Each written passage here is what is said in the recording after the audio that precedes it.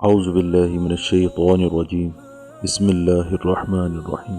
تلافی T V کے دوستوں، آج ہم آپ کو اسماعیلی، آغا خانی اور بوری فرقے میں فرق اور ان کی تاریخ پر مبنی معلومات فراہم کریں گے، کیونکہ تمام لوگ ان کی حقیقت اور تاریخ سے ناواقف ہیں۔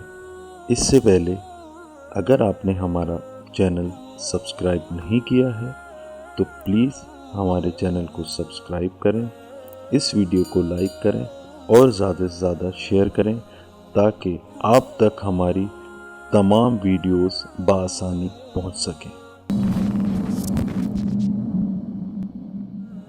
اسماعیلی، بوہری اور آغا خانی، ان تینوں فرقوں میں ایک بات کامن ہے کہ یہ تینوں فرقے حضرت امام جعفر صادق رضی اللہ تعالیٰ عنہ سے شروع ہوتے ہیں۔ حضرت امام ابو حنیفہ بھی حضرت امام جعفر رضی اللہ تعالیٰ عنہ کے شاگرد تھے۔ حضرت امام جعفر صادق رضی اللہ تعالیٰ عنہ کے کئی بیٹے تھے، ان کے سب سے بڑے بیٹے کا نام حضرت اسماعیل تھا۔ امام جعفر کے زمانے میں ہی کچھ لوگوں نے یہ تصور کر لیا تھا کہ حضرت اسماعیل ہی ہمارے آنے والے امام ہوں گے، مگر حضرت اسماعیل کی وفات امام جعفر صادق رضی اللہ تعالیٰ عنہ کے دور میں ہی ہو گئی۔ امام جعفر صادق رضی اللہ تعالیٰ عنہ یہ جانتے تھے کہ کچھ لوگ حضرت اسماعیل کو اپنا نیا امام تصور کرتے ہیں، اس لیے امام جعفر صادق رضی اللہ تعالیٰ عنہ نے حضرت اسماعیل کا جنازہ لوگوں کو دکھایا اور ان کی موجودگی میں ہی ان کی تدفین کی۔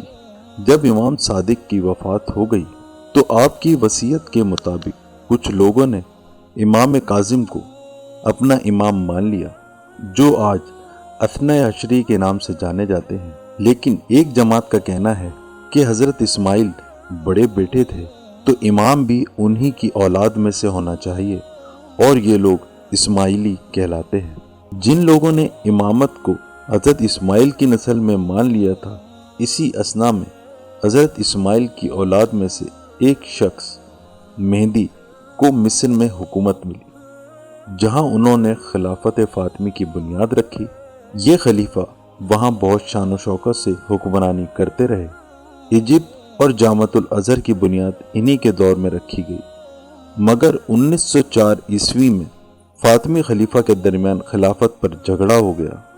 مستعلی اور نزار یہ دو بھائی تھے جو آپس میں جھگڑے، جس کے نتیجے میں دو گروہ وجود میں آئے۔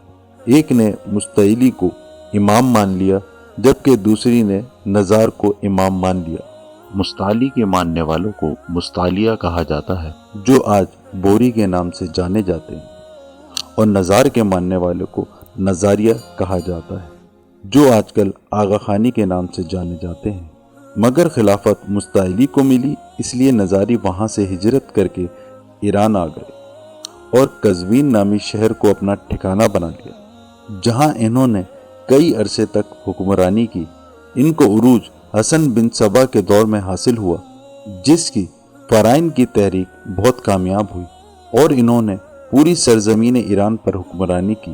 مگر بعد میں جب حسن علی زکرہ آئے تو انہوں نے اپنے دور میں ظاہری شریعت کو ختم کرنے کا حکم دیا اور صرف باطنی شریعت کو برقرار رکھا۔ اس لیے آغا خانیوں کو فرقہ باطنیہ بھی کہا جاتا ہے۔ دوسری طرف مستعلیوں کی حکومت مصر میں کئی عرصے دراز تک قائم رہی، مگر صلاح الدین ایوبی نے صلیبی جنگوں میں پے در پہ حملے کر کے ان کی حکومت کو ختم کر دیا۔ جب یہاں سے ان کی حکومت ختم ہوئی تو انہوں نے ہندوستان اور یمن کو اپنا مسکن بنا لیا، لیکن بعد میں یہ بھی دو الگ فرقوں میں تقسیم ہو گئے۔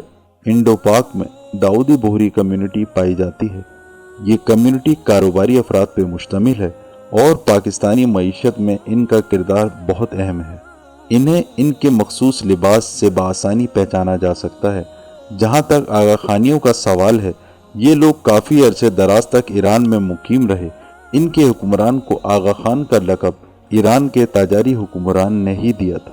شاہ ایران نے آغا خان کو کرمان کے قریب محلات نامی جگہ پر ایک وسیع جاگیر عطا کی، لیکن انگریزی دور حکومت میں آغا خان اول نے ایرانی تجاری سلطنت کے خلاف بغاوت کر دی۔ جب انہیں شکست کا منہ دیکھنا پڑا تو یہ ہندوستان کے سندھ اور پھر ممبئی میں ہجرت کر گئے۔ انگریزوں نے انہیں سر کا خطاب بھی دیا اور بہت عزت اور تکریم بھی کی۔ قیام پاکستان کی تحریک میں آغا خانیوں کی خدمات قابل ذکر ہیں، انہیں فراموش کرنا سراسر زیادتی ہوگی۔ آغا خان سوئم 1906 سے 1912 تک مسلم لیگ کے صدر رہے۔ سر آغا خان نے اپنی زندگی کا سب سے بڑا ہدف جو پورا کیا وہ تھا علی گڑھ یونیورسٹی کی تعمیر میں ان کی خدمات۔ موجودہ دور میں ان کے امام آغا خان چہرم پرنس کریم ہیں۔ ان کا تعمیر کردہ آغا خان ٹرسٹ ساری دنیا میں مقبول ہے۔ پرنس آغا خان اور ان کے فرقے کے لوگ انتہائی جدت پسند ہیں اور ماڈرن طریقے سے رہنا اور جینا پسند کرتے ہیں، اور یہ بھی کہا جاتا ہے کہ پرنس آغا خان کے پاس بے شمار دولت ہے، مگر وہ اسے شو بازی میں نہیں اڑاتے بلکہ انسانیت کی بھلائی اور فلاحی کاموں میں خرچ کرتے ہیں۔ انہوں نے آغا خان کے نام سے بے شمار تعلیمی ادارے اور ہسپتال بنائے۔ تو ناظرین، آج ہم نے آپ کو بوری، اسماعیلی اور آغا خانی ان فرقوں کی تاریخ کے بارے میں کچھ معلومات فراہم کی۔